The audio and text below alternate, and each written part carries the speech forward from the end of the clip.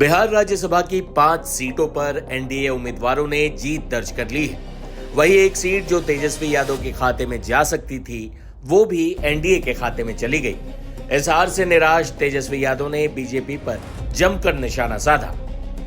उन्होंने धन तंत्र और मशीन तंत्र के बेजा इस्तेमाल का आरोप लगाते हुए ये कहा कि अगर हमारे विधायकों ने धोखा न दिया होता तो हमारी जीत तय थी। बता दें कि तेजस्वी के कुछ विधायकों ने वोट ही नहीं दिया। वही कुछ विधायकों पर क्रॉस वोटिंग के आरोप भी लगे। देखिए तेजस्वी यादव के दो अंदाज। एक, चुनाव के दौरान एक बार रिजल्ट आ जाने दीजिए, थोड़ी देर की बात है ना। एनडीए के नेता तेजस्वी जी कह रहे हैं कि 5 सीट जीत लिया हम के लोगों पर भी दबाव बनाया गया। आप लोग एक बात समझ जाइए कि हम लोगों का लगभग 6 मेरे शॉर्ट हो रहे थे। 41 पे जो है बहुमत आता है, जीत होती है। अगर हम सब लोगों की संख्या अगर मिला दें, एआईएम और बसपा के हमारे साथी जो आए हैं, तो 41 होती है। तो अभी तक रिजल्ट तो आया नहीं है ना, अभी तक पूरी पोलिंग हुई है। अब एक बार पोल हो जाने दीजिए, रिजल्ट आ जाने दीजिए, कौन क्रॉस वोटिंग किया है, कौन एब्सेंट रहा है। जब एक बात आ जाएगी तभी आप आकलन करके हम आप लोगों के सामने बात रखेंगे। और एक हार के बाद बंगाल में निर्वाचन का डेट घोषणा हो गया। कल ममता मुख्यमंत्री जी कह रही हैं कि उनके ऊपर आक्रमण होने का चांसेस है, जैसे कि बीजेपी की तरफ से बोला जाए। देखिए, भाजपा के लोग जो है वो कुछ भी कर सकते हैं, और ऐसा हम सब लोगों ने देखा है पहले भी। और हम सब लोगों का जो समर्थन होगा, जो भाजपा को हराएगा उसको होगा। और आज तृणमूल की तरफ से कैंडिडेट दिया जाएगा निर्वाचन के लिए। आपका क्या रोल होगा इस बंगाल चुनाव में? जो भाजपा को हराएगा। बता दें कि बिहार के मुख्यमंत्री नीतीश कुमार भी राज्यसभा पहुंच गए हैं। इस बीच बिहार के राज्यसभा चुनावों में बम्पर जीत पर बीजेपी नेताओं ने क्या कहा, देखिए। बिहार की इकाई ने एक सफलतापूर्वक प्रचंड जीत दी है, और मैं कह सकता हूं कि माननीय मुख्यमंत्री जी और पूरा एनडीए का कुनबा, हमारे दोनों मुख्यमंत्री, सभी पार्टी के प्रदेश अध्यक्ष और पूरी एनडीए की टीम ने एकजुटता के साथ मजबूत प्रदर्शन किया है। और मैं मानता हूं कि एनडीए ने फिर से ये साबित किया है कि बिहार की जनता, बिहार के 14 करोड़ आवाम पूरी तरह से एनडीए के नेतृत्व में आगे बढ़ने को तैयार है। और ये पूरी जीत का श्रेय पूरे बिहार के एनडीए की टीम को जाता है।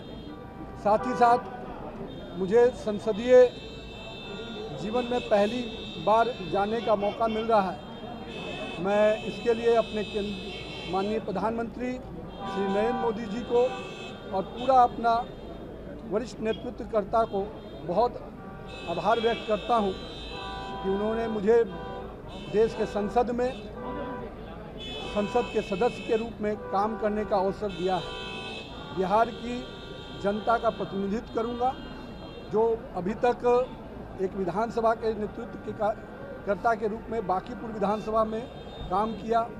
अब इसके बाद देश के संसद में भी बिहार की आवाज़ को, बिहार के विकास को और पटना पूरे विकास को, पटना क्षेत्र के पूरे विकास को संकल्पित करते हुए बिहार की सरकार को पूरा सहयोग हो। बिहार की सरकार की जो उम्मीदें हैं केंद्र से और अन्य हमारे जो विभाग हैं, उन विभागों में से पूरा समन्वय कर हम बिहार के विकास को और आगे गति देंगे। और इसके लिए मैं पूरी एनडीए की टीम जो बिहार की है, उनके सभी प्रदेश अध्यक्षों को, माननीय मुख्यमंत्री जी, माननीय अपने दोनों नेता, दोनों मुख्यमंत्री जी और सभी अपने विधायक साथियों को बहुत बहुत धन्यवाद देता हूँ। देखिए, ये लोकतंत्र की जीत है। और मैं अभी सुन रहा था कि कुछ साथी ये कह रहे थे कि अपने ही पिताजी के राज्य को वो रावण राज कह रहे थे।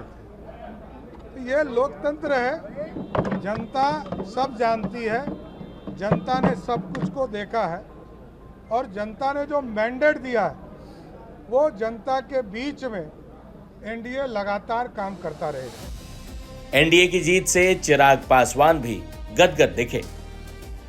सर, राज्यसभा के 5 सीट पर बम्पर जीत मिली है। देखिए, अपेक्षित ही ये जीत, इसमें किसी को कोई संदेह तो था नहीं।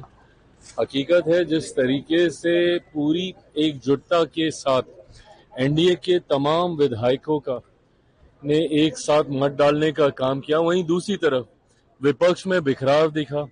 जिस तरीके से मुख्य विपक्षी दल अपने आप को समझने वाली राजद, उनके एक विधायक नदारद रहे, राष्ट्रीय पार्टी के आधे विधायक गायब रहे, तो दर्शाता है। और ये वो लोग हैं जो हम लोगों में बिखराव का सपना लोगों को दिखा रहे थे।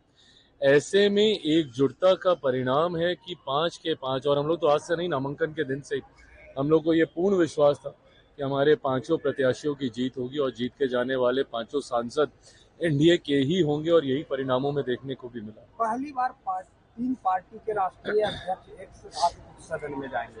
हाँ, ये अच्छी बात है, सही बोल रहे हैं। गठबंधन में से 3 साथियों के, भले वो भारतीय जनता पार्टी के राष्ट्रीय अध्यक्ष और जनता दल यूनाइटेड के हों या उपेंद्र जी स्वयं हो, तो ऐसे में ये भी मैं मानता हूं कि कहीं ना कहीं एक इतिहास ही होगा कि बिहार से एक साथ 3 ऐसे सांसद जो अपनी अपनी पार्टी के राष्ट्रीय अध्यक्ष हैं।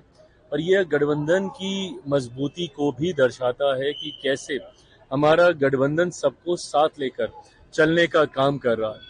5 सीट थी, 5 में से इक्वल डिस्ट्रीब्यूशन गठबंधन के साथियों के बीच हो, उनको भी उतना ही प्राथमिकता दी जाए। इस सोच के साथ इन नामों को प्रस्तावित किया गया और जीत सामने है। तेजस्वी यादव ने कहा है कि किस तरीके से दुरुपयोग किया जाता है वो देखा गया है।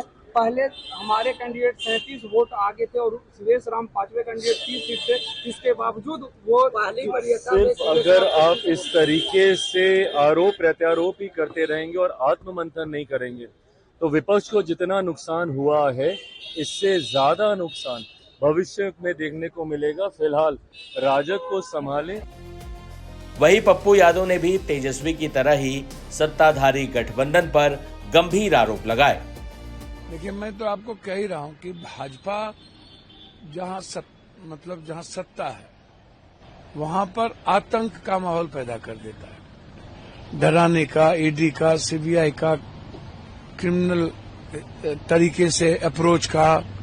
10-10 करोड़ 6-6 करोड़ रुपया आप दोगे, आपके पास अकूट पैसे हैं, पूरी देश की सारी संपत्ति आपके पास है और आप उसका इस्तेमाल करोगे मोरल को खत्म करने का, सिद्धांतों को मिटा देने का।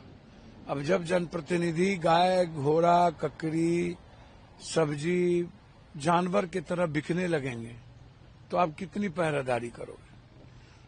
पूरे की पूरी बीजेपी के पास अकूट पैसे हैं, ये कुछ भी करते हैं। ईडी सीबीआई इनके पास है। जब एक वोट के लिए ये 10,000 रुपया 5,000 रुपया दे सकते हैं तो डेमोक्रेसी कहाँ बची है? ये तो डेमोक्रेसी को खत्म कर ही चुके हैं।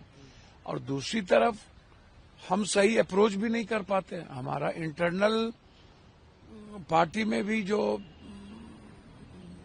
सीनियर और पार्टी के बीच जो रास्ते नहीं, मतलब एक कोऑर्डिनेशन नहीं है, ये भी बहुत बड़ा प्रॉब्लम है। गठबंधन के बीच कोऑर्डिनेशन नहीं है। बिहार में गठबंधन के लोगों ने रेस्पेक्ट देखा ही नहीं, सोचा ही नहीं। गठबंधन के लोगों को बात करनी चाहिए थी, क्यों नहीं बात किया भाई गठबंधन के लोगों ने? और शीर्षस्थ नेता से भी बातचीत नहीं किया। और हम लोग तो कहीं थे ही नहीं, हम लोग को तो पूछा ही नहीं जाता है किसी भी चीजों में, खासतौर पर पप्पू यादव को तो कहीं पूछा ही नहीं जाता है। कुल मिलाकर राज्यसभा चुनावों में बम्पर जीत के बाद अब राज्यसभा में भी एनडीए बहुमत में आ गया है।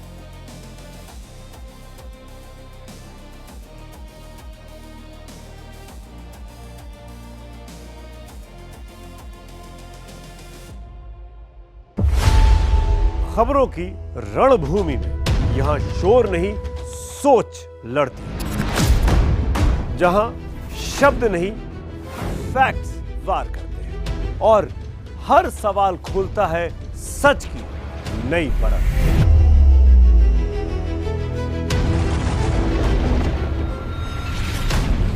चक्रव्यूह आपके अपने सुमित अवस्थी के साथ सोमवार से शुक्रवार शाम 6:57 पर टाइम्स नाउ नव भारत पर।